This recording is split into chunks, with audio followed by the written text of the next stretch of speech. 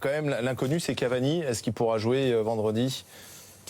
Ce serait un énorme coup dur pour l'Uruguay de perdre ce joueur qui est non seulement le leader d'attaque, mais qui est un des joueurs les plus expérimentés, qui est une sorte de totem dans cette équipe, au même titre que Godin ou que Luis Suarez. C'est pas la seule vedette de l'équipe.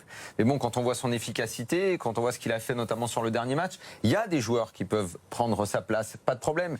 Mais quand la dynamique est bonne comme ça, que vous avancez avec les mêmes joueurs, que tout va bien, et tout va très bien pour l'Uruguay depuis le début de la compétition, d'un coup, voir que l'un de ces joueurs phares n'est pas là, ça peut peut-être un peu toucher le groupe mentalement, même si mentalement, on le sait, ce sont vraiment des gars très costauds, limite des tueurs, les Uruguayens. Ce sont vraiment des mecs à qui on la raconte pas.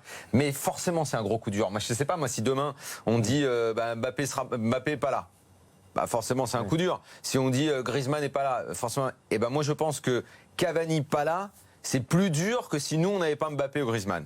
Roland, d'accord avec ça ? Oui, mais en plus de ça, j'y crois pas en ce qui concerne la participation de Cavani. Vous pensez qu'il n'y sera pas ?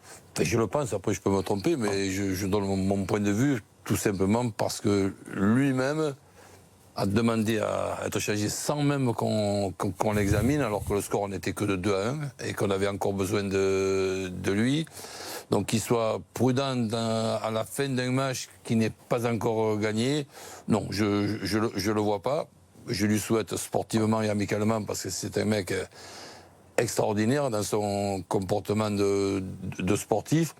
Mais comme le dit Daniel, c'est très important pour ses partenaires et pour les adversaires, parce que c'est quelqu'un que l'on connaît bien du côté de notre équipe de France. Donc rencontrer l'Uruguay avec Cavani et Suarez, c'est une chose. Rencontrer l'Uruguay sans Cavani et qu'avec Suarez, pour moi, c'est pas du tout la même chose.